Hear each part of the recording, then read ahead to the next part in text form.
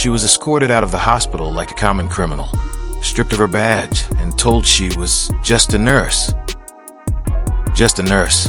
3 days later, a convoy of black government SUVs rolled into the hospital parking lot, lights flashing through the morning fog. A 4-star general stepped out, entered the lobby, and delivered a single chilling order: bring her back. But it all began on a stormy night in the emergency room of Alexandria General Hospital. At 3 o'clock in the morning, the air smelled of industrial disinfectant, stale coffee, and exhaustion. Outside, relentless Virginia downpour pounded the ambulance bay doors, while inside the night shift fought its usual battle against chaos. Samantha Hayes, known to everyone as Sam, stood at a sink aggressively scrubbing dried betadine from her forearms. At 38, Sam was the backbone of the emergency department. She had spent 15 years working trauma cases, cardiac arrests, overdoses, and disasters that would make most people quit medicine entirely. She didn't have a prestigious medical degree hanging on an office wall. She didn't wear a white coat. What she did possess was something far more valuable: instinct sharpened by thousands of emergencies, an encyclopedic knowledge of medications, and an uncanny ability to recognize a dying patient before any monitor sounded an alarm. Unfortunately, none of that impressed Dr. Cameron Bryce. Bryce was 32, handsome, wealthy, and painfully aware of both facts. His tailored scrubs looked more expensive than most nurses' monthly rent. More importantly, he happened to be the son of Alexandria General's largest financial donor. Everyone knew it. Bryce viewed nurses as assistants rather than professionals. He rarely listened to them and hated being corrected. The ambulance bay doors suddenly burst open. A gust of freezing rain swept through the department as paramedics rushed inside with the patient. "Incoming!" shouted the lead paramedic, Dave Davies, male, unidentified, late 60s. Found unconscious near the naval shipyards. Glasgow coma scale around 7. Blood pressure 85/50. Pulse 115. Possible alcohol intoxication. Sam immediately moved toward the stretcher. The patient looked rough. His gray hair was soaked with rainwater and mud. A faded canvas jacket hung heavily from his thin frame, and worn leather boots dangled off the edge of the gurney. The strong smell of cheap whiskey filled the room. Dr. Bryce emerged from the physician's lounge carrying an espresso. One glance at the patient was apparently enough. "What treasure have you brought me tonight?" Bryce asked sarcastically. Davies frowned. He was completely unresponsive when we found him. Bryce shrugged. "Looks like another drunk who lost a fight with a bottle." The paramedic's expression darkened. "We're not sure that's all it is." Bryce ignored the warning. "Room 4, he ordered. Start fluids, run a toxicology screen, give Narcan just in case, and let him sleep it off." He turned to leave. Then Sam spoke. "Doctor, wait." Bryce stopped. Slowly, annoyedly. "What is it, Nurse Hayes?" Sam wasn't looking at him. She was staring at the patient's neck. "Look at his jugular veins." Bryce rolled his eyes. "What about them?" "They're distended." Davies glanced over. Sam was right. The veins along the man's neck were visibly bulging. She continued. "And look at his lips. They're blue. He's freezing and soaked in rain." Bryce replied dismissively. Sam ignored him and pulled a stethoscope from around her neck. She listened carefully to the patient's chest. The longer she listened, the deeper her frown became. His heart sounds are muffled. Bryce folded his arms. "Seriously?" Sam checked the monitor. Blood pressure just dropped again. 80/40. The cardiac monitor beeped faster. Heart rate 125. Bryce sighed dramatically. "Your point?" Sam looked directly at him. Distended neck veins. Hypotension. Muffled heart sounds. Several nurses nearby stopped what they were doing. Davies froze. He knew exactly where this was going. Sam spoke clearly. "That's Beck's triad." The room suddenly felt quieter. Bryce's expression hardened. For a brief moment, uncertainty crossed his face. Then his pride took over. He stepped closer. "Are you trying to diagnose cardiac tamponade?" "No," Sam replied calmly. "I'm telling you we need to rule it out." Bryce laughed. A cold, humorless laugh. "Based on what? A stethoscope and a hunch?" based on 15 years of emergency medicine. The paramedics exchanged uneasy glances. Bryce's face reddened. He hated being challenged, especially in front of witnesses. "You are a nurse," he snapped. "Not a cardiologist, not a surgeon, and certainly not a physician." Sam didn't back down. The monitor alarm suddenly chirped. The patient's blood pressure dropped again. 76/38. For the first time, concern flickered across several faces in the room. Everyone's except Bryce's. He pointed toward room 4. "Move him." Sam remained exactly where she stood. The old man lay motionless on a stretcher, his pulse racing while his blood pressure collapsed. Every instinct she possessed screamed that something catastrophic was happening inside his chest. And if she was right, the patient didn't have hours. He might not even have minutes. What nobody in that emergency room knew was that the muddy, unconscious stranger wasn't a homeless drunk at all. And before the night was over, his true identity would change every life in that hospital. I don't need an MD to recognize a pericardial effusion that's crushing his heart. Sam's voice cut through the chaos of the emergency room. He needs an ultrasound now. He could have suffered blunt force trauma to the chest, or he could have a dissecting aorta. For all we know, the whiskey was spilled on him after he collapsed. Look at his hands. They're clean under the mud. Those aren't the hands of a chronic alcoholic. Enough. Dr. Bryce slammed his palm against the metal rail of the stretcher. The sharp clang echoed through the trauma bay. "I am the attending physician here," he snapped. "You are a nurse. Do not overstep your boundaries. Start the fluids and run the toxicology screen. That's an order." Sam opened her mouth to argue. She never got the chance. The cardiac monitor suddenly exploded into a continuous alarm. The patient's eyes rolled back. His chest stopped moving. "He's coding." Sam was already climbing onto a step stool before anyone else reacted. "Start compressions." She drove her hands into the man's chest. "Crash cart. Now." The room erupted into motion. Nurses sprinted across the department. Equipment rattled. Alarm tones filled the air. Dr. Bryce stared at the monitor, panic replacing his usual arrogance. "Epinephrine," he shouted. "Push epinephrine now." Sam glared at him while continuing compressions. "Epinephrine won't help if his heart can't expand." "What?" "His pericardial sac is filling with blood," she yelled. "The heart is being strangled. We need to relieve the pressure immediately." Bryce looked frozen. For the first time all night, he seemed completely out of his depth. "We need surgery," he stammered. "I'll page the trauma team." Sam looked at the monitor. The rhythm was deteriorating rapidly. "He doesn't have time. We have to wait." "No." Her answer was immediate. The patient's pulse disappeared. The monitor showed almost no effective cardiac activity. "If we wait, he'll be dead before they get here." Bryce swallowed hard. "Do the procedure then." His voice cracked halfway through the sentence. A stunned silence followed. "What? I can't do it," he admitted. "I haven't performed one in years." The confession hung heavily in the room. Sam didn't waste another second.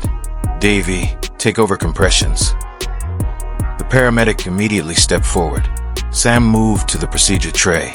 She ripped open sterile packaging and quickly assembled the equipment she needed. Her movements were calm, precise, and practiced. "What are you doing?" Bryce demanded. She ignored him. The portable ultrasound machine powered on. Within seconds, she had an image of the patient's heart. The screen revealed exactly what she feared. A massive collection of fluid surrounded the heart, squeezing it from all sides. The muscle barely moved. "There it is," Sam said quietly. Bryce's face drained of color. "You can't do this," he whispered. "This is an invasive procedure. If something goes wrong, if I do nothing, he dies. You'll lose your license." Sam looked directly at him. "Then I'll lose it." The room fell silent.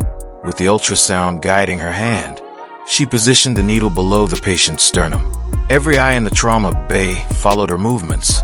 Years of experience narrowed into a single moment. She advanced carefully. Then she filled it. A subtle release of resistance. The needle had entered the pericardial space. Sam pulled back on the syringe. Dark blood flowed immediately into the chamber, collective gasp swept through the room. At the same instant, the monitor changed. A weak rhythm appeared. Then another. The blood pressure climbed. 30, 40, 50. The heart, no longer trapped by pressure, began beating effectively again. "He's back," Davy whispered. Nobody spoke for several seconds. The impossible had happened. Sam inserted a catheter to continue draining the fluid and secured it in place. Moments later, the trauma surgeon burst through the doors with his team. They stopped cold when they saw the monitor. The patient had a pulse, a strong one. The surgeon looked from a catheter to Sam. Understanding flashed across his face. "You saved him." Sam finally stepped back. The adrenaline was beginning to wear off. Her hands trembled slightly. Blood stained the front of her scrubs. Exhaustion settled into her muscles. She turned toward Dr. Bryce. For a brief moment, she expected relief, maybe even gratitude. Instead, she found something far more dangerous. Humiliation, resentment, pure fury. His incompetence had been exposed in front of nurses, paramedics, physicians, and a trauma surgeon. And powerful people rarely forgive public embarrassment. As dawn broke over Alexandria and pale sunlight crept through the hospital windows, Sam found herself seated in the administrator's office. She was still wearing the blood-stained scrubs from the code. Across a massive mahogany desk sat Brenda Wallace, the hospital administrator. The expression on Wallace's face made one thing painfully clear.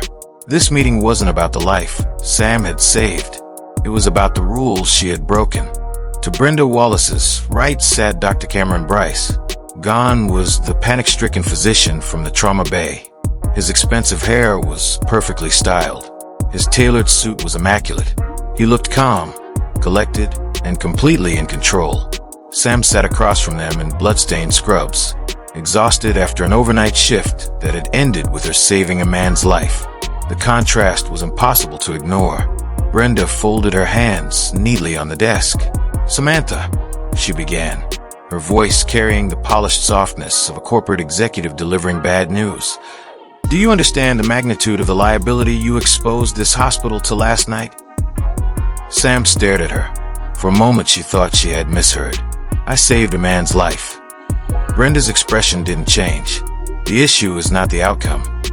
The outcome is the only reason that man is alive." Dr. Bryce leaned back in his chair. "The patient was unstable," he said smoothly. "No one disputes that." Sam turned toward him. "You froze." His eyes narrowed. "I was evaluating the safest course of action while waiting for the trauma team." "That's not what happened." Brenda raised a hand. "Please allow Dr. Bryce to finish." Bryce nodded gratefully. Instead of following instructions, Nurse Hayes became emotional and reckless. She physically pushed past me, seized surgical equipment, and performed an invasive procedure she was neither licensed nor authorized to perform. Sam felt her stomach drop. The lie was delivered so confidently it sounded rehearsed. "You can't be serious."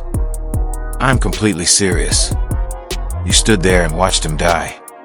Bryce's expression hardened. "I was following protocol." "You were terrified." "Samantha," Brenda interrupted sharply. "Personal attacks will not help your situation." Sam looked from one face to the other. Neither seemed remotely interested in what had actually happened. "The paramedics were there," she said. "Ask them. Dave Davies witnessed everything." Brenda sighed. "The paramedics are not hospital employees. They were eyewitnesses. Their opinions are irrelevant to internal policy reviews." Sam couldn't believe what she was hearing. Every avenue was already blocked, every witness dismissed, every fact filtered through a system designed to protect itself. Brenda opened a folder. The official medical record, entered by the attending physician, states that you committed gross insubordination, interfered with medical leadership, and engaged in the unauthorized practice of medicine. Sam stared at Bryce. "You actually put that in the chart." His silence was answer enough. The room suddenly felt smaller. The truth no longer mattered. The patient's survival no longer mattered. All that mattered was protecting a powerful doctor and the influential family behind him. Brenda adjusted her glasses. "Dr. Bryce's father has been informed of the incident." Of course he had. the largest donor on a hospital board, the man whose money funded entire wings of the building.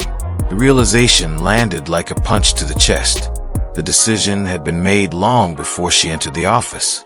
This meeting wasn't an investigation. It was an execution. "You're firing me." Brenda nodded, effective immediately.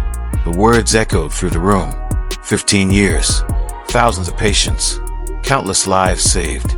Reduced to 2 words. Effective immediately. Brenda slid a manila folder across the desk. "Your final paycheck is enclosed." Sam didn't touch it. In addition, the hospital is prepared to offer a resolution. The word made her laugh bitterly. A resolution? A non-disclosure agreement. Brenda pushed another document forward. "You will agree not to discuss the events of last night publicly." "And if I refuse?" The administrator's expression grew colder. "We will be forced to pursue all available options, including notifying the state nursing board regarding your conduct." There it was. The threat. Polished. Professional. Legal. But a threat all the same. They could bury her in investigations. Destroy her reputation. Make sure she never worked in healthcare again. Sam suddenly understood. She had no leverage. None. "The patient?" she asked quietly. For the first time, her voice cracked. "Did he survive?"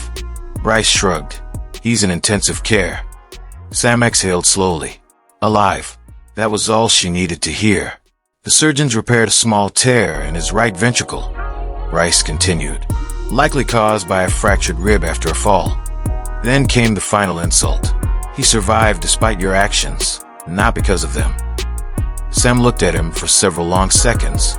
She wanted to argue, to scream, to expose every lie. Instead, she picked up the pen. Her hand trembled as she signed the document. The fight was over, at least for now. An hour later, 2 security guards escorted her through the hospital lobby. Employees stared. Visitors whispered. No one asked questions. Sam carried a small cardboard box containing the remains of 15 years of service, a personalized stethoscope, a favorite coffee mug, several photographs, and a handful of keepsakes from colleagues. The automatic door slid open. Rain was falling again, cold and steady. As she stepped outside, humiliation finally gave way to grief. "Just a nurse," she whispered. The words tasted bitter.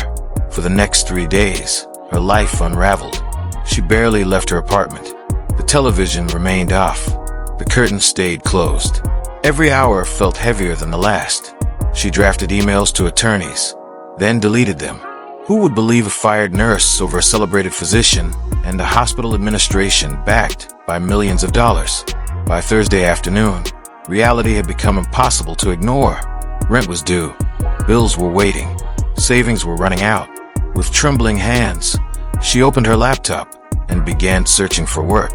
Not nursing jobs. Anything else. Retail. Customer service. Warehouse shifts. A grocery store management position caught her attention. She was halfway through the online application when a deep, rhythmic vibration rattled the windows of her apartment. Sam paused. The sound grew louder. Heavy engines. Multiple vehicles. She frowned and looked toward the window. Something unusual was happening outside. Sam lived in a quiet, slightly run-down suburb on the edge of Alexandria. Nothing exciting ever happened there. Most afternoons were filled with barking dogs, lawnmowers, and the occasional delivery truck rumbling through the neighborhood. Heavy traffic was almost unheard of. That was why the sound immediately caught her attention. A deep, rhythmic vibration rolled through the apartment building, causing the dishes in her kitchen cabinet to rattle softly. Sam looked up from her laptop. The grocery store application on her screen suddenly seemed unimportant. The noise grew louder. Multiple engines. Large engines. Confused, she stood and crossed the small living room. Pushing aside the faded plastic blinds covering her second-floor window, she looked down toward the street. Her breath caught instantly. 4 massive matte black Chevrolet Suburbans were parked bumper to bumper along the curb. The vehicles completely blocked access to the street. Darkly tinted windows reflected the afternoon sunlight. Government plates gleamed on every vehicle. For a moment, Sam simply stared. Then all 4 SUV doors opened simultaneously. Men and women in immaculate military dress uniforms stepped out with astonishing precision. 8 of them. Their movements were disciplined, synchronized, and unmistakably professional. Within seconds they had spread across the area, positioning themselves around the apartment building. Not aggressively, protectively, like a security detail establishing a perimeter. Sam's pulse quickened. What's going on? Then the rear passenger door of the lead SUV opened. A single figure emerged, even from a second-story window. His presence was impossible to ignore. Tall, broad-shouldered, commanding. The man wore the formal service dress uniform of the United States Army. On each shoulder gleamed 4 silver stars. A full general. Sam felt her stomach tighten. The general looked up, directly at her window. Their eyes met for the briefest moment. Then he began walking toward the building. A few minutes later came the knock. It wasn't loud. It didn't need to be. One firm strike against the door carried enough authority to make the entire apartment seem smaller. Sam swallowed hard. She pulled her faded cardigan tighter around herself and crossed the room. Her heart pounded. The deadbolt clicked open. Slowly, she pulled the door inward. The man standing outside seemed larger up close. The hallway suddenly felt far too narrow. The 4 silver stars on his shoulders shone brightly beneath the overhead light.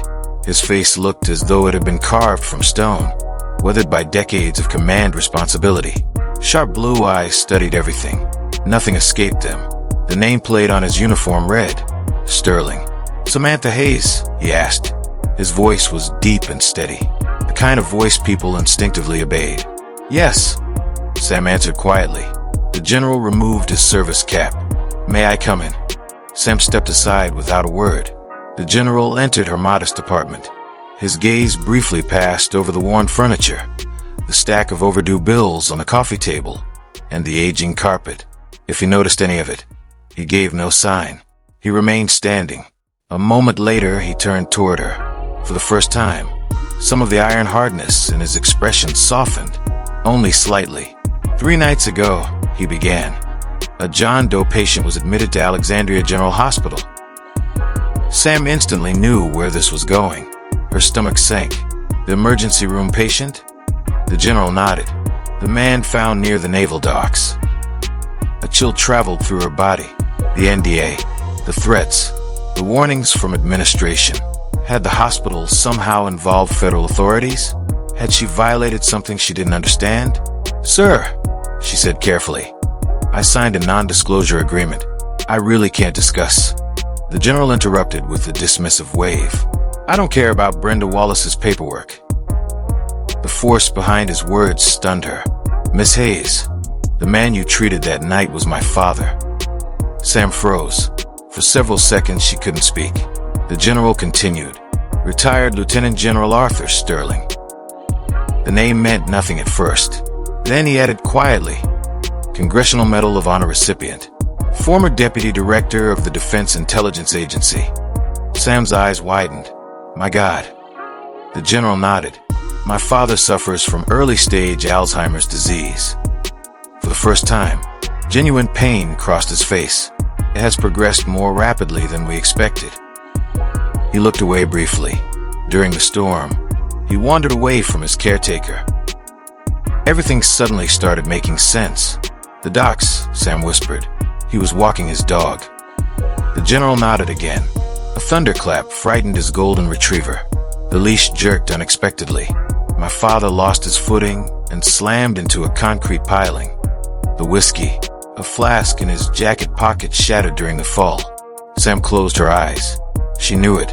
Every instinct she had trusted that night had been right. He wasn't intoxicated. No, the general's voice hardened. He was bleeding into the sac surrounding his heart. Cardiac tamponade. Exactly. Sam felt tears forming. "I told them," she whispered. "I kept telling them." "And for being correct," the general replied coldly. "You were terminated." It wasn't a question. He already knew. Sam looked at him in disbelief. "How?" "The hospital buried everything. They threatened me." General Sterling's expression darkened. "Yesterday morning, we transferred my father from Alexandria General to Walter Reed National Military Medical Center. His jaw tightened. The finest cardiothoracic surgeons in the country reviewed every detail of his case. He paused. They reviewed the monitor recordings. Another pause. The imaging. His eyes narrowed. And most importantly, they reviewed the official chart written by Dr. Cameron Bryce. For the first time since entering the apartment, General Sterling smiled. It was not a pleasant smile. It was the smile of a man who had just discovered a very dangerous lie. General Sterling took a slow step forward. The room suddenly felt smaller.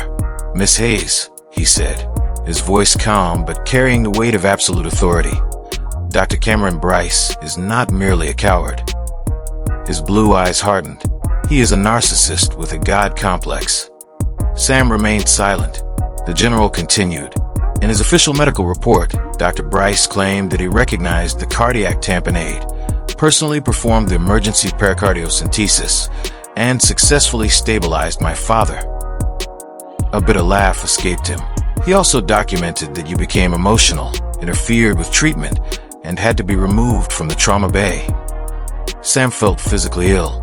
The man had not only destroyed her career, he had stolen credit for the very procedure. He had been too frightened to perform. Bryce had rewritten reality itself. "He framed me," Sam whispered. "Yes." General Sterling nodded. He attempted to erase the only witness capable of exposing his incompetence. For several moments, neither spoke. Then a cold smile appeared on the general's face. It wasn't a pleasant expression. It was the smile of a man watching a trap close. "Fortunately," he said, "Dr. Bryce is not nearly as intelligent as he believes." Sam looked up. "The surgeons at Walter Reed reviewed every detail of my father's treatment." The general folded his arms. Bryce's report described a textbook pericardiocentesis using a 45-degree insertion angle from the midclavicular line. Sam frowned. "That's not what happened." "Exactly." The general's smile widened. The portable ultrasound machine recorded the procedure. Understanding flashed across Sam's face. The images. The machine had saved everything. The stored scans showed a subxiphoid approach. They did. The needle trajectory was visible. Perfectly visible. General Sterling nodded. The imaging demonstrated a precise entry path consistent with an experienced emergency practitioner working under extreme pressure. He paused. It also demonstrated that Bryce's documented procedure was physically impossible. Sam felt a rush of relief. For the first time in days, she wasn't powerless. Evidence existed. Real evidence. The military surgeons noticed immediately. The general continued. The anatomy, the entry angle, the catheter placement, everything contradicted his report. And Davies. The general's eyes brightened. A paramedic with more integrity than most administrators. Sam smiled despite herself. He filed a formal whistleblower complaint. Yes, the general nodded. He submitted a statement to the nursing board detailing exactly what happened in that trauma bay. For the first time since her termination, Sam felt hope. Not much, but enough. General Sterling extended his hand. Large, calloused, steady. "My father is alive because you refused to abandon him." Sam stared at the hand. "You owe me nothing." "I disagree." His expression softened. "The Sterling family repays its debts." Slowly, she shook his hand. "What happens now?" The general placed his service cap back onto his head. "What happens now, Nurse Hayes, is that you put your scrubs back on." A flicker of determination entered his eyes.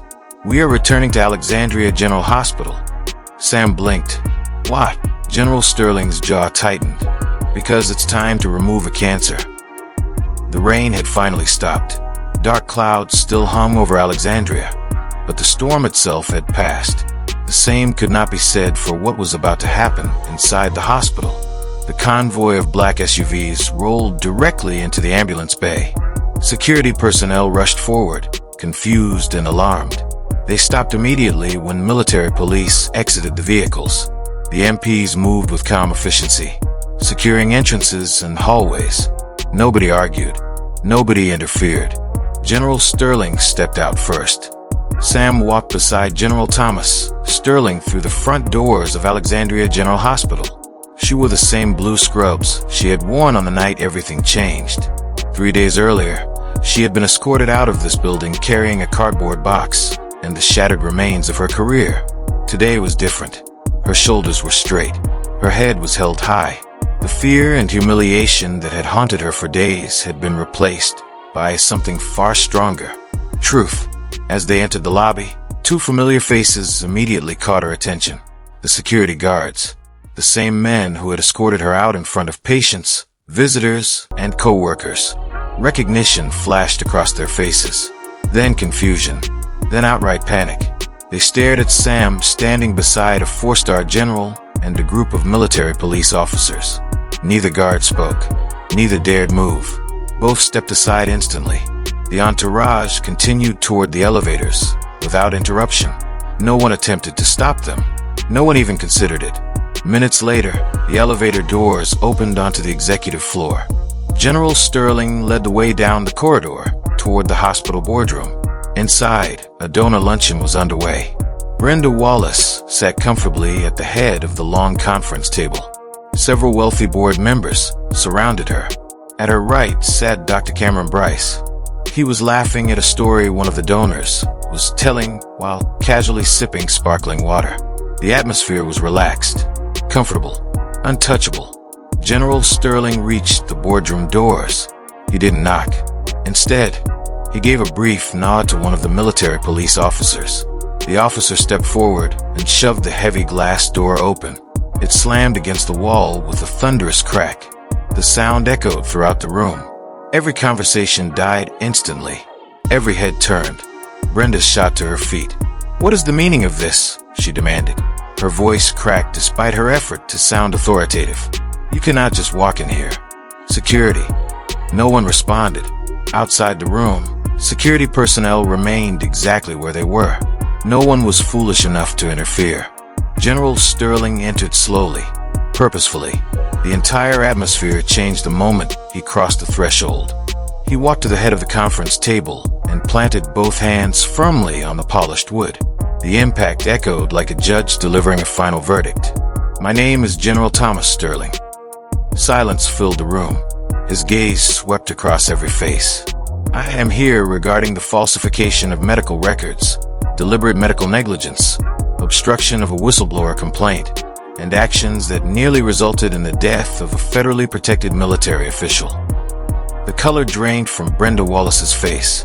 Across the table, Cameron Bryce froze. His glass slipped from his fingers. It shattered against the floor. For a moment, nobody moved. "There must be some misunderstanding," Brenda stammered. General Sterling slowly turned toward Bryce. His expression was cold enough to freeze the room. "The only misunderstanding," he said, "was your belief that nobody would verify your story." Bryce visibly shrank under the stare. "General, I can explain." "No." The word struck like a hammer. 3 nights ago, you diagnosed my father as an intoxicated homeless man." Bryce's face turned pale.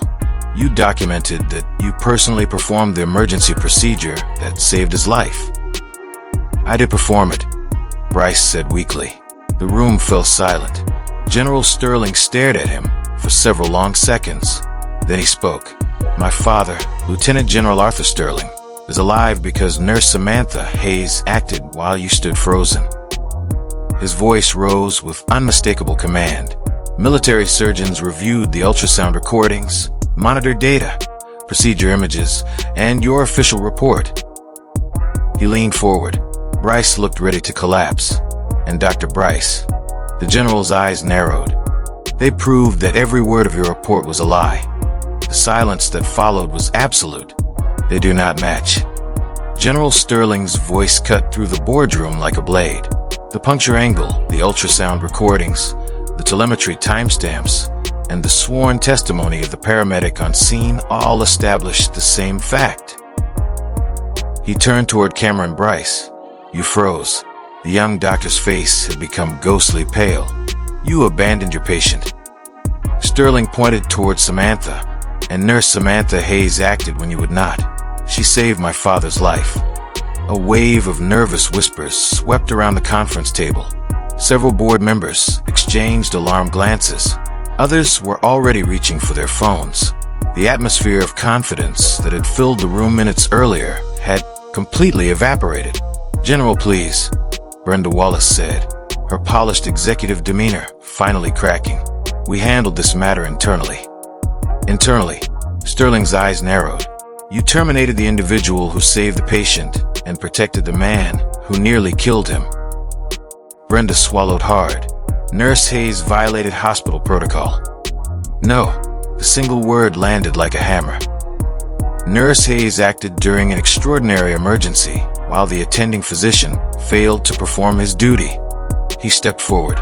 "The law protects individuals who take reasonable action to save a life during a medical crisis. What concerns me is not Nurse Hayes." His gaze swept across the room. "What concerns me is fraud." The word hung heavily in the air. General Sterling nodded toward a man standing quietly near the entrance. The man wore a dark suit and carried a leather case. Immediately, every board member turned. The stranger stepped forward and placed a thick sealed file on the conference table. The sound echoed through the silent room. "This is Special Agent Robert Kane from the Department of Defense Office of Inspector General." The agent opened the file. Several people visibly paled. Alexandria General receives approximately $40 million annually through federal programs, military healthcare partnerships, and government reimbursements. Sterling's voice remained calm. "That means every chart, every billing submission, and every documented procedure becomes a matter of federal interest." The room was silent. When Dr. Bryce claimed responsibility for a procedure he did not perform, that became falsification of a medical record. The general pointed toward the file. When the hospital billed government insurance programs using those false records, that became potential fraud. Brenda's hands began shaking. "General, surely this can be resolved." "No." Special Agent Kane interrupted. "It cannot." Cameron Bryce suddenly stood. Sweat glistened across his forehead. "This is insane," he blurted out. "My father sits on this board. He funds this hospital." A grim expression crossed the agent's face. "Your father is aware of that fact." Bryce blinked. "What does that mean?" The agent closed the folder. "It means federal investigators executed search warrants this morning." The room froze. Bryce stared at him. "No. Yes." The agent's voice remained emotionless.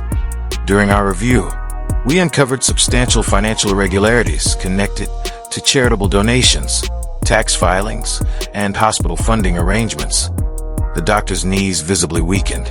"Your father is currently being questioned by federal authorities." The words hit Bryce like a physical blow. His confidence shattered. Slowly, he sank back into his chair. For the first time, he looked exactly what he was. Terrified. General Sterling turned toward the board. "As of this moment, I have formally requested a comprehensive review of every federal contract associated with this institution." Several members looked ready to faint. "Additionally, I have submitted documentation supporting disciplinary proceedings before the State Medical Board regarding Dr. Bryce's conduct." Brenda looked desperately around the room.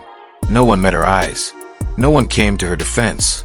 The alliance that had protected her was collapsing. Finally, she looked toward Samantha, the woman she had fired, the woman she had threatened, the woman she had humiliated. "Samantha," Brenda said weakly, "please." Sam said nothing. "We can correct this." Brenda's voice trembled. "We can reinstate you immediately." No response. "Full back pay, a promotion, head nurse, whatever you want." The room waited. Sam calmly stepped forward. 3 days earlier, she had walked out of the hospital carrying a cardboard box and believing her career was over. Now she looked at the people responsible. The fear was gone. Only clarity remained. "I don't want a position here." Brenda's face fell. Sam continued. "I wouldn't trust this hospital to care for a stray dog, much less a patient." The words landed harder than any shouted accusation. General Sterling smiled slightly. Then he turned toward the board. "There is another matter." Everyone looked at him. Nurse Hayes has already accepted a new position. Sam blinked. Accepted? The general nodded toward her. Effective Monday, Samantha Hayes will join Walter Reed National Military Medical Center as Director of Trauma Triage Operations. The room fell silent. Several board members stared in disbelief. The promotion was extraordinary. A position earned through skill, judgment, and courage. Everything this hospital had failed to recognize. For the first time in days, Sam smiled. A genuine smile. The future she thought had been destroyed was waiting for her all along. General Sterling glanced toward the federal agents. "Gentlemen." The agents nodded. The room immediately erupted into chaos. As investigators approached Brenda Wallace and Cameron Bryce, Sam simply turned away. She had no interest in watching. The consequences belonged to them now. Moments later, she stepped into the elevator beside General Sterling. As the doors closed, she finally looked at him. "Thank you, sir." The general's stern expression softened. For a moment, he was no longer a four-star commander. He was simply a grateful son. "No, Samantha." His voice was quiet. "Thank you." He smiled. "Because of you, my father gets to come home." And for Sam Hayes, that was worth more than any title, promotion, or victory ever could be.